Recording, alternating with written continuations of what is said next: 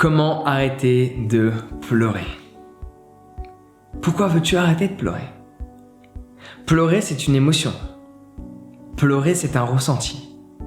Pleurer, c'est être connecté à une situation. Alors certes, on peut ne pas pleurer. Le fait de pleurer n'est pas une obligation. Le problème, c'est qu'on a été conditionné à travers la télé, à travers les films, à travers les séries. Dès lors qu'il y a une situation difficile, une rupture, un être cher qui s'en va dans l'au-delà, dès qu'il y a un événement qui est difficile à vivre sous les standards de la société, pareil, on se fait virer, on perd son emploi. Toutes ces situations dont la plupart des gens considèrent comme étant négatives, il y a une charge émotionnelle négative reliée à ces événements, qui se déclenche via l'interprétation de ces événements. Ouais. Et donc du coup, parfois, à travers ce ressenti, il y a des larmes qui coulent. Mais celles-ci sont-elles négatives? Non. Pourquoi devrait-on arrêter de pleurer? Quand on pleure, doit-on pleurer? La réponse est non. Mais est-ce qu'il faut absolument arrêter de pleurer? La réponse est non aussi. Pleurer, ça va t'apporter quelque chose. Le fait de ne pas pleurer va t'apporter autre chose. Donc moi, ce que je te recommande, si tu pleures souvent, c'est d'apprendre à faire quelque chose que je m'apprête à te partager, qui va te permettre de ne pas pleurer. Si tu as tendance à pas pleurer, à jamais pleurer, chose qui n'est sûrement pas ton cas, sinon tu n'aurais pas cliqué sur cette vidéo, ça peut être bien d'apprendre à pleurer. Parce que le but de la vie, c'est d'expérimenter chacun de ces aspects et d'y emmener de la présence dans chaque chose que l'on fait. Ouais. Donc, pleurer, qu'est-ce que ça apporte déjà? Parce que pleurer n'est pas négatif. Pleurer te permet de te libérer de beaucoup d'eau déjà. Hein? Va falloir boire après. Donc pleurer te permet de te libérer de l'eau en surplus que tu as dans ton corps, mais également de te libérer de l'émotion qui peut être attachée à cet événement. Ça permet de le laisser couler. Mais il y a une autre méthode qui a plus tendance à transcender l'émotion à travers l'événement ou à travers ce que tu vas faire, où tu mets une connexion à l'événement. Il y a plein d'exemples que tu peux mettre en place, mais voici l'un d'entre eux. Okay? Donc, il y a un événement, tu as envie de pleurer parce que tu es énervé, tu es triste, tu es déçu, tu es perturbé par rapport à ce qui s'est passé. La plupart des gens, vu qu'on les a conditionnés à pleurer, dans ce type de situation, vont pleurer. Mais c'est pas eux qui ont choisi et qui ont accepté pleinement le fait de pleurer. Déjà, je reviens un petit peu en arrière, mais quand tu pleures, si cela t'arrive, fais en sorte d'accepter le fait de pleurer. Alors désolé, mais j'attends un appel super important et je pensais que mon téléphone sonnait, parce que j'ai enlevé la sonnerie quand même. Mais je me dis, en fonction de qui m'appelle, je vais devoir décrocher. Mais t'inquiète-toi bien, on revient à nos moutons, on coupe ça. Donc bref, ce que je te disais, c'est que déjà, si tu pleures, accepte cette situation. Parce que cela est ta situation. C'est ta manière de le vivre dans cet instant. Le fait de rejeter le fait de pleurer, ça rejette une partie de qui tu es. Parce que le pleur n'est pas déconnecté de qui tu es. Tu es le pleur parce que, tu n'es pas l'émotion, il y a l'émotion. Tu vois, on dit je pleure, mais en soi, c'est je suis en train de pleurer. Tu vois, en train de, il y a une action, je ne suis pas le pleur. Mais tu es connecté à cette émotion, tu es connecté à cette action de pleurer. Le fait de rejeter, c'est comme si tu rejetais une partie de qui tu es au niveau du subconscient. Donc quand tu pleures, ne rejette pas cet aspect. C'est ok, tu as le droit de pleurer. Que tu sois un homme ou une femme, tu as le droit de pleurer. Tu as le droit d'être triste, tu as le droit de ne plus savoir comment gérer la situation. C'est ton droit.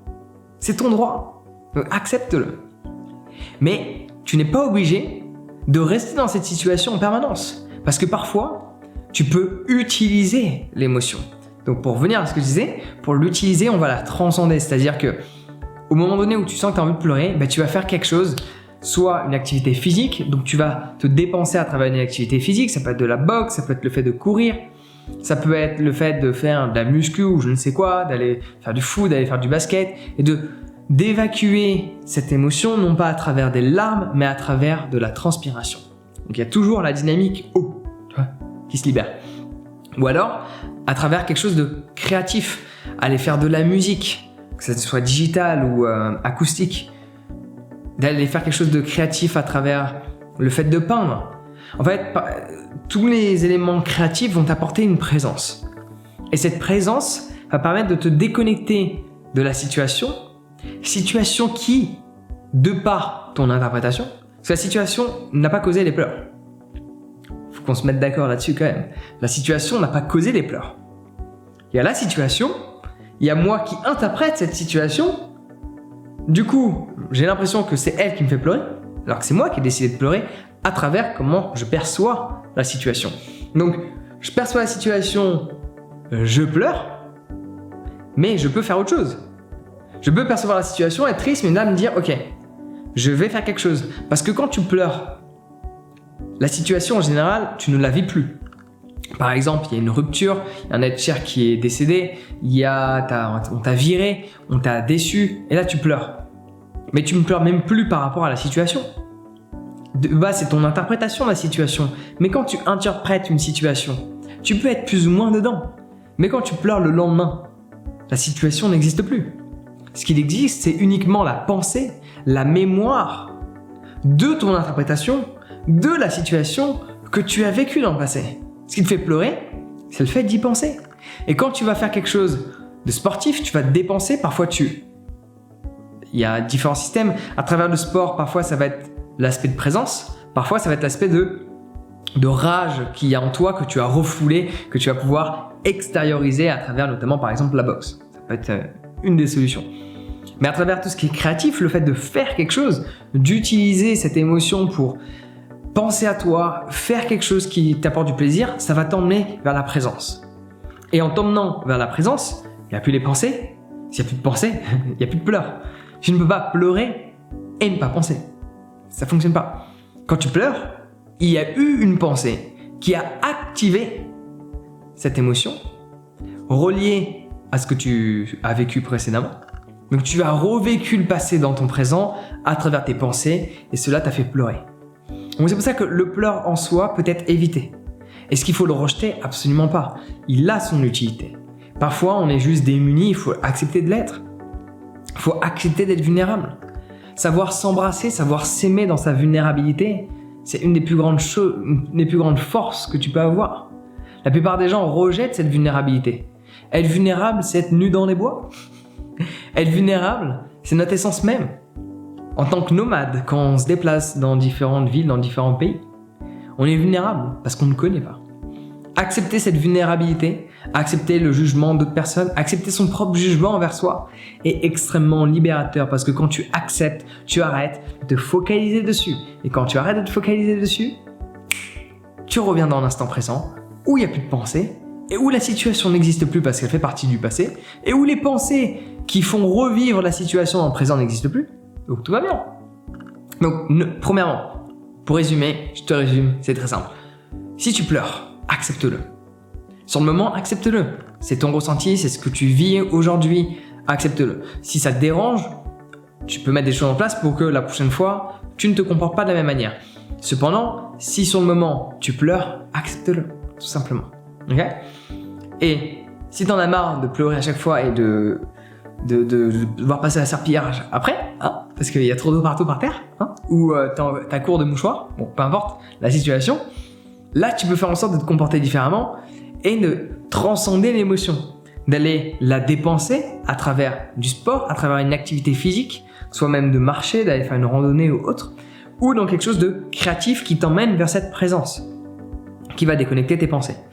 C'est sûr que moi je te recommande de méditer, non pas à cet instant présent, parce que si tu n'es pas habitué à méditer et qu'on te dit médite quand tu vas pas bien, ça va que empirer. Parce que quand tu médites, qu'est-ce qui se passe? Tu es là, et là dans ce coup t'as plein de pensées qui arrivent vers toi et qui te mettent des claques. Bam, bam, bam. Et quand tu vas pas bien, quelles sont les pensées qui vont arriver? Tu ne les veux pas, parce que tu vas t'y attacher. Donc, quand tu n'es pas habitué à méditer, quand tu as maîtrisé, quand tu as appris des bonnes techniques, etc., là, ça peut être utile. Mais la plupart des gens ne savent pas méditer parce qu'ils font de la méditation guidée. La méditation guidée, en fait, c'est de la relaxation guidée. On ne t'apprend pas à méditer. C'est pour ça que les gens, en général, je me suis inscrit dans quelques groupes pour voir ce qui se passait et pour partager mes vidéos. J'ai pu voir, oh là là, oui, c'est sûr que tu vas toujours pas bien quand tu fais de la méditation guidée parce que on te guide. Et si on te guide, bah tu es guidé. Si tu es guidé, il y a toujours les pensées. Et le but de la méditation, je sais, je parle en segmenté. Le but de la méditation, c'est de se libérer de ces pensées. Ouais, on ne va pas les activer à travers un mec qui nous parle dans nos oreilles. Donc tu vois, moi j'ai des cours de méditation. C'est des cours. Ça veut dire que je t'enseigne, je te dis fais ça, hop, là, tu testes. Puis je te dis fais ça, hop, je parle plus. Tu fais, t'expérimentes avec les différents points de concentration, avec les différents ressentis, avec les différentes techniques que je te partage, qui sont de différents pays dans lesquels j'ai voyagé, pour justement supprimer ces pensées-là. C'est des techniques qui fonctionnent mieux sur certaines personnes que d'autres, donc je te les partage toutes. Et là, tu médites, et avec le temps, une fois, et de l'expérience, une fois que tu deviens expérimenté dans le fait de vraiment méditer, quand tu te sens pas bien, oui, là, tu peux méditer, ça va être utile. Mais quand tu te sens pas bien tout de suite, moyen. Donc moi, j'aurais plus tendance à, et que tu n'es pas expérimenté, okay, si tu te sens pas bien et que tu n'es pas expérimenté dans le fait de méditer, apprendre à méditer à ce moment-là, moyen. Par contre, sur le moment, accepter ton ressenti, la situation, etc., faire du sport, faire quelque chose de créatif va t'aider. Par contre, si tu veux pas revivre le même scénario, encore, et en attendre un résultat différent, bah ça peut être bien d'apprendre dès maintenant à méditer. Non pas pour régler la situation d'aujourd'hui, mais pour faire en sorte que plus tard, en vivant une situation similaire, je ne réagis pas de la même manière. Donc j'ai une formation sur la méditation, tu peux y accéder dès à présent, comme des milliers de personnes l'ont fait. Le lien est dans la description, je te laisse regarder ça. Inscris-toi, on se retrouve de l'autre côté et je peux te garantir que cela va grandement t'aider. Sur ce, prends soin de toi, passe une excellente journée.